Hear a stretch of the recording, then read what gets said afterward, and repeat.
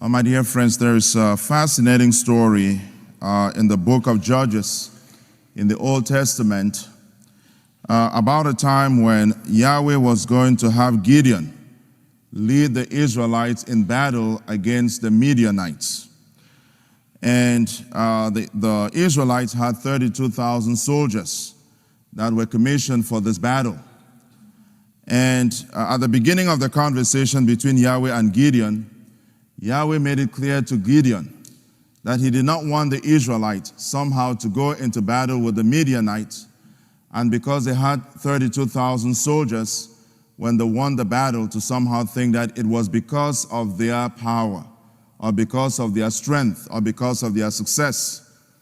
So Yahweh told Gideon that he was going to take a different route, and that he was going to reduce the number of Israelites who went to battle.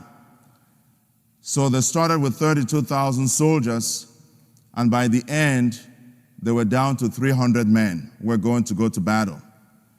And it was with 300 men that Yahweh was able to deliver the Midianites to the Israelites.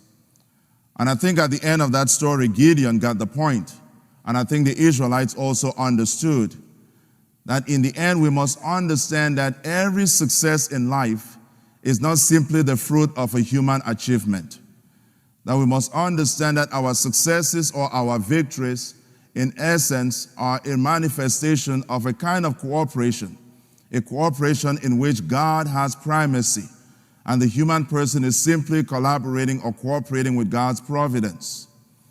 Today we celebrate the birth of John the Baptist. And I think the ministry of John the Baptist precisely was to try to capture this attribute of God, God's providence. Because as we heard in the story in today's gospel, when Elizabeth had John the Baptist, everybody assumed his name was going to be Zechariah after his father, but they decided to name him John. Now, John is one of the most common names in the world. Almost every tradition, almost every culture has some form of the name John. If you hear the word Sean, if you hear the word Ivan or Ivan, if you hear Juan, if you hear Giovanni, all these are derivatives of the name John. Because John is not simply a name, but it communicates a specific attribute of God. And that is the fact that God is gracious. And the ministry of John the Baptist, in essence, was supposed to capture this graciousness of God, which reveals to us that in the end, every human success is precisely not simply because of some human achievement, but it is partly because of what God does for us. And that is the story of the scriptures. From the very beginning, when you look at all the stories of Abraham and how Abraham and Sarah struggled to have a child, in the end, God uses circumstances which seem very unusual, circumstances which somehow go beyond human logic. And that is precisely where we see God manifesting his power. Because as we are told, John is a precursor to Christ. He points to Christ. What in essence becomes a ministry of Christ? The ministry of Christ in essence becomes performing so many miracles, revealing to man his insufficiency, revealing to us our inadequacies, and the need for us to continue to depend on God's power, depending on God's providence, and depending on God's graciousness.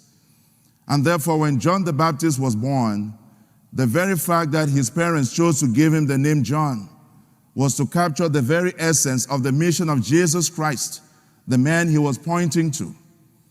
And I think the birth of John the Baptist must symbolize for each one of us not simply another miracle of God, but our understanding of what our lives are called to be in a relationship with Christ, who is a manifestation of God. That we too must be able to have this understanding of precisely what it means to be in relationship with God through Christ, what it means to be a Christian. To be a Christian is to be grounded in this understanding that in the end, every success that we're able to accomplish in this life, it is a collaboration in which we bring our own gifts and our own talents, we place them before God, God blesses them and gives us the success. Lest somehow we think that everything we've accomplished in life is somehow because of my ingenuity, because of my hard work, because of my knowledge, or because of what it is, what talents or gifts that I have. And I think that is a danger and that is a temptation that so many of us fall into sometimes. When we find ourselves so wrapped up in our own selves, when we find ourselves wrapped up in our pride, when we find ourselves so caught up into what we are within, we fail to understand that in the end, everything we accomplish in life is a manifestation of God's providence towards us. Without God, we are absolutely nothing. And the birth of John the Baptist stands as a reminder of this great fact, of this great mystery. And so, my dear brothers and sisters in Christ, today the church invites each one of us in celebrating the birth of John the Baptist to truly understand and appreciate the mission and the ministry of Jesus Christ, whom John the Baptist came to become a precursor for. Reminding each one of us in the end that we must continue to trust in God's providence. We must continue to trust in God's graciousness, regardless of whatever talents, regardless of whatever gifts, regardless of whatever endowments that you may have. Without God's graciousness, without God's providence, we are absolutely nothing. And that is why at the naming of John the Baptist today, everyone was amazed. The neighbors were amazed, not simply because Zechariah and Elizabeth were in agreement of what the name was going to be, but precisely what that name symbolized, reminding the Israelites as they were preparing for the coming of the Messiah that indeed the God that they serve is a God who is gracious. In this celebration of the Most Holy Eucharist, in which God gives himself to us, may we entrust everything of ours to him, recognizing that in the end, the fruit of every human achievement must be that desire to continue to collaborate with God's grace. And in that collaboration, may God help each one of us not only to find meaning, peace, and purpose here on earth, but ultimately, may we be able to find eternal life. Praise God.